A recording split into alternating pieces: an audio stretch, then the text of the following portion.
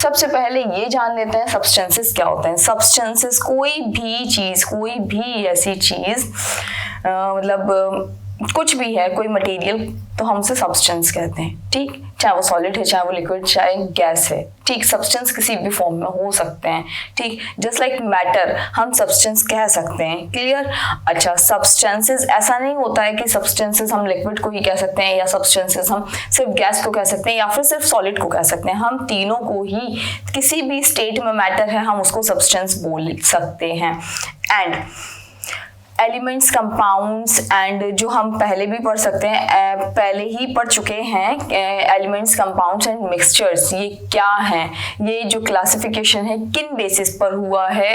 और इसके अलावा हमें ये भी पढ़ना है कि ये सारे जो मेथड्स हैं उनकी नीड क्या होती है, उनमें बेटर तरीके क्या होते हैं, ये सब हम इस चैप्टर में सब कवर करेंगे। ओके, तो इसी के साथ हम आगे बढ़ते हैं। सबसे पहले देखते हैं हम classification. Then pure and impure substances की अगर हम बात करते हैं तो सब्सटेंसेस हमारे, सबसे पहले हम देखेंगे तो सब्सटेंसेस को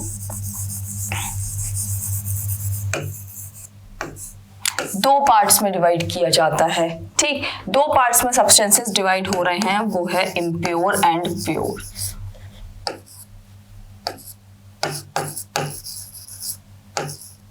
ठीक, इम्प्योर एंड प्योर। जब हम इम्प्योर की बात करते हैं या हम प्योर की बात करते हैं तो हम सबसे पहले देखेंगे प्योर को।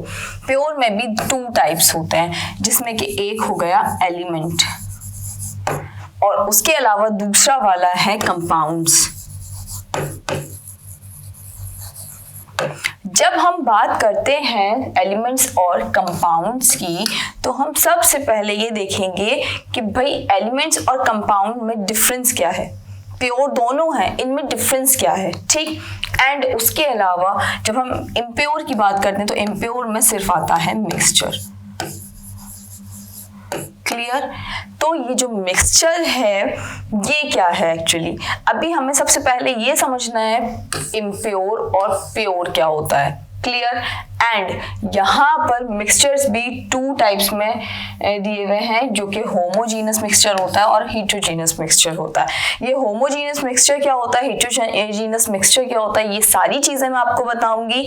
और आप लोगों से सिर्फ मैं इतना चाहूंगी कि आप लोग अच्छे से सुने, ठीक, अच्छे से समझें और please be present mindedly. Okay. And अभी हम ये देखेंगे कि प्योर सब्सटेंसेस कौन से हैं एंड इम्प्योर सब्सटेंसेस कौन से हैं। इम्प्योर सब्सटेंसेस में मिक्सचर आ जाता है।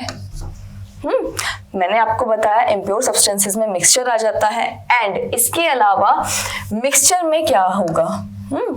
अच्छा, अभी ये देखिए कि हमें इस स्लाइड में सबसे पहले ये समझना है, on the basis of composition substances are classified as pure and impure.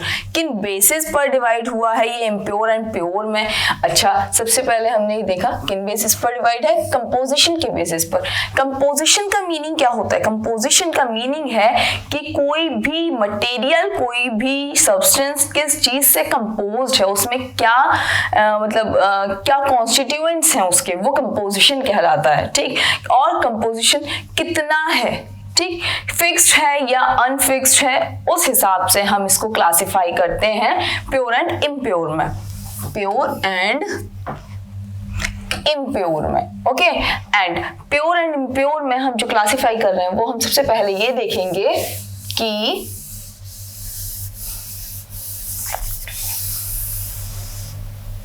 देखिए, सबसे पहले हमने ये देखना है यहाँ पर प्योर सब्सटेंसेस जो हैं वो प्योर क्यों हैं। प्योर सब्सटेंसेस जो हैं वो प्योर क्यों हैं। इस वाले सर्कल में देखिए आपको सारे जो बॉल्स हैं, सारे डॉट्स हैं, वो किस कलर में नजर आ रहे हैं। यहाँ आपको ये बॉल्स, ये डॉट्स नजर आ रहे हैं ग्रीन कलर में, सिर्फ ग्रीन है। आपको समझ में आता है, हाँ क्लियर है, ये तो प्योर हो गया, जब सब एक जैसे हैं तो प्योर है। ठीक, आप लोग इससे आई होप सेटिस्फाइड है। बट मुझे मतलब मैं श्योर हूँ, क्वाइट श्योर कि आप लोगों को ये वाला जो डायग्राम है इससे आप श्योर नहीं होंगे। क्यों? क्योंकि यहाँ पर ब्लू भी है, यहाँ पर ग्रीन भी है। बट यहाँ कुछ तो ऐसा है जो ये प्योर है, वरना इसको प्योर क्यों कहा जाता है ना, क्यों ये क्लासिफाई होता है एज ए प्योर। तो अब यहाँ पर हम देखेंगे प्योर सब्सटेंस ये इसलिए है क्योंकि अगर हम बात करते हैं प्योर वाटर की तो वो होता है H2O। ये मैं आपको पहले भी समझा चुकी हूँ, लेकिन अभी हमें यहाँ पर पढ़ना है। मे बी आप लोगों ने नहीं देखा हो, नहीं पढ़ा हो उस चैप्टर को अभी।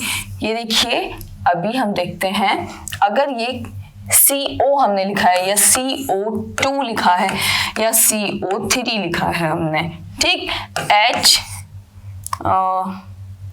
H2 लिखा है हमने, देन ये क्या है? यहाँ पर जो ये वाला दिया हुआ है, ये वाला साइन सिंबल, ये इसका है एलिमेंट का, ये वाला इसका है, ये भी इसका है, ये भी इसका है और ये वाला भी इसका है। ठीक, ये सारे एग्जाम्पल्स कंपाउंड के हैं, बट ये H2 जो सिंबल है ये है एलिमेंट का एग्जाम्पल। अभी हम यहाँ देखेंगे कि O2 और O3 क्या है। क्लियर?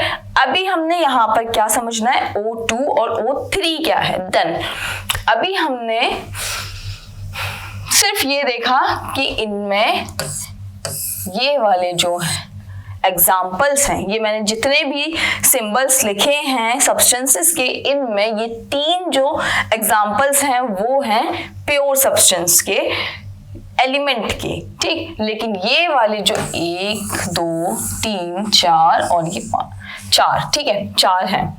ये जो चारों एग्जाम्पल हैं वो हैं प्योर सब्सटेंस के, कंपाउंड के। अच्छा, अभी हम देखेंगे कि हैं दोनों प्योर, बट इनमें फर्क क्या है, ये एक कंपाउंड एक एलिमेंट क्यों है। तो इसके लिए हमें सबसे पहले ये समझना होगा कि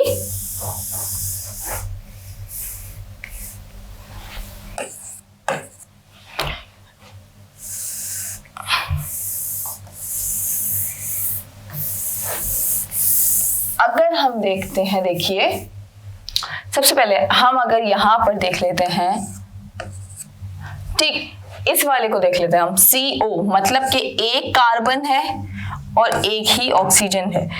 ठीक, CO एक कार्बन एक ऑक्सीजन से मिलकर के बन रहा है कार्बन मोनोऑक्साइड। अगर हम बात करते हैं CO2 की तो हो जाता है कार्बन डाइऑक्साइड, एक कार्बन 2 ऑक्सीजन, तभी कार्बन डाइऑक्साइड होगा। ओके, लेकिन अगर सिर्फ एक ऑक्सीजन होगा देन क्या हो जाएगा, कार्बन मोनोऑक्साइड। इसका मतलब क्लियर हो गया, ये कंपाउंड है और इसका सिंपल रीजन ये है कि यहाँ पर फिक्स प्रोपोर्शन है, जो क्या है, CO, एक कार्बन एक ऑक्सीजन। इस कंपाउंड का एकदम फिक्स्ड प्रोपोर्शन है, एकदम फिक्स रेशियो है 1:1, 1:1। अच्छा, यहां हम जब देखेंगे कार्बन डाइऑक्साइड, यहां पर क्या है रेशियो, कार्बन 1 है एंड ऑक्सीजन 2 है, 1:2 रेशियो है। यहां अगर इसका रेशियो चेंज हो जाता है तो ये कंपाउंड जो है कार्बन डाइऑक्साइड नहीं रहेगा। अगर ऑक्सीजन 1 होता है तो कार्बन मोनोऑक्साइड हो जाएगा, और अगर ऑक्सीजन 2 हो जाता है तब कार्बन 2 से 3 हो जाता है तो कार्बन ट्राइऑक्साइड जो होता है, मतलब उसको कहते हैं कार्बोनेट्स। ओके, यहाँ पर 3 ऑक्सीजन हो जाएंगे तो इसको कहते हैं कार्बोनेट्स। ओके, तो यहाँ पर रेशियो क्या है, 1:3। ओके, देन अभी आपको ये सिंपली समझ में आ गया होगा कि यहाँ पर कंपाउंड्स में ये होता है कि 2 या 2 से ज्यादा एलिमेंट्स हो सकते हैं, लेकिन इनका प्रोपोर्शन जो होगा वो फिक्स्ड होगा। क्लियर? इनका जो प्रोपोर्शन होगा वो फिक्स्ड होगा। अच्छा, प्रोपोर्शन फिक्स्ड होने से हम क्या समझ रहे हैं अब, कि इनका जो रेशियो है वो फिक्स्ड है। अगर मान लीजिए यहाँ पर 2 कार्बन होंगे तो 2 ही ऑक्सीजन होंगे, तब इसका प्रोपोर्शन बैलेंस रहेगा, वरना ये कंपाउंड ही बदल जाएगा, वो कंपाउंड ही नहीं रहेगा। ठीक, अच्छा, अगर यहाँ पर 2 कार्बन होंगे तो 4 ऑक्सीजन होंगे। ठीक, अगर इसी तरह से यहाँ पर 2 कार्बन होंगे तो 6 ऑक्सीजन होंगे। ठीक, तो ये 2:2, 2:4, 2:6 ये जो रेशियोज हैं ये क्या है, ये रेशियोज कंपाउंड के लिए एकदम बेसिक चीज होती है कि आपको पता रहता है कि इससे ये कंपाउंड है। हाँ, कंपाउंड है। कंपाउंड क्यों है? क्योंकि इसका एक फिक्स प्रोपोर्शन है। कंपाउंड और एलिमेंट में सिर्फ इतना फर्क है, एलिमेंट में सिर्फ एक तरह के एटम्स होते हैं, कंपाउंड में एटम्स तो एक से ज्यादा तरीके के हो सकते हैं, दो से ज्यादा तरीके के हो सकते हैं, लेकिन इसमें एक सबसे बड़ी जो चीज है जो हमें यहाँ पर एकदम बिठा करके रखनी है वो क्या है, वो ये है कि इसका जो फिक्स प्रोपोर्शन होता है, जितने भी टाइप के एटम्स होंगे फिक्स प्रोपोर्शन होगा। क्लियर? सो और ये प्योर है। अच्छा, इम्प्योर का मतलब ये होता है, एलिमेंट्स मैंने आपको बताना है अभी तो, ठीक। एलिमेंट्स में देखते हैं हम, एलिमेंट्स देखिए, मैंने एलिमेंट्स के लिए एग्जांपल लिखे थे H2 एंड O2, O3, और क्या लिखा था N2। यहां पर क्या हो रहा है, जब हम बात कर रहे हैं हाइड्रोजन की, इसमें हाइड्रोजन ही है, ठीक है, इसमें हाइड्रोजन ही है, सेम एटम्स हैं, ठीक, या सेम एटम्स हैं, 2 हो, 4 हो, 6 हो, 8 हो, 10 हो, जितने भी हो, सेम एटम्स हैं, ठीक, सेम एलिमेंट के पार्टिकल्स यहाँ पर मौजूद हैं, इसलिए ये प्योर सब्सटेंस का एलिमेंट है। ओके, एलिमेंट जब होता है जब सेम एटम्स होते हैं सारे, इसमें भी 2 एटम हैं लेकिन दोनों सेम हैं, इसमें 3 एटम हैं लेकिन तीनों सेम हैं। ये ऑक्सीजन मॉलिक्यूल है, ये ऑक्सीजन का ही बना हुआ मॉलिक्यूल है, लेकिन इसे ओजोन कहते हैं, इसमें 3 एटम्स ऑफ ऑक्सीजन होते हैं। ओके, एंड जब हम नाइट्रोजन की बात कर रहे हैं तो नाइट्रोजन मॉलिक्यूल में भी 2 एटम्स हैं लेकिन सेम है। जब सेम होंगे, सिंगल टाइप के एटम्स होंगे, देन वो एलिमेंट हो जाएगा। क्लियर? एंड इसके बाद में हम ये देखेंगे अगला क्या है हमारा, अगला है हमारा mixtures which is impure substances, and mixtures में हम देखेंगे, मिक्सचर में homogeneous mixture and heterogeneous mixture, and दोनों में हम जब देखेंगे, देखिए यहाँ पर हमने देखा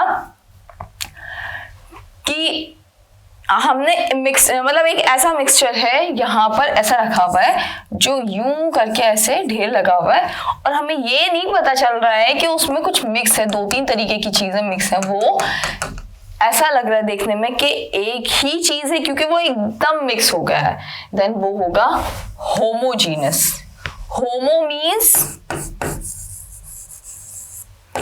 होमो मीन्स होता है फैमिलियर, हाँ, फैमिलियर एक जैसे, आइडेंटिकल, ठीक। अब यहाँ क्या होगा, आइडेंटिकल तो नहीं होंगे, ठीक, प्रॉपर्टीज अलग ही होती हैं। देन जब हम मिक्स करेंगे, मिक्सचर वो होता है जब मिक्स हो जाएगा तो वो एक सब्सटेंस के जैसे रिएक्ट करेगा, एक सब्सटेंस दिखेगा, देन वो हो जाएगा होमो, आगे जीनस, सिंपल। एंड जब हम बात करेंगे heterogeneous मिक्सचर की, देन क्या होगा, यहाँ पर ऐसे ऐसे करके ऐसे बहुत एक हीप बनी हुई है, ढेर बना हुआ है, और उसमें क्या है कि यहाँ पर अलग अलग कुछ बड़े कुछ छोटे कुछ ऐसे ये दिख रहे हैं पार्टिकल्स, ये जो पार्टिकल्स दिख रहे हैं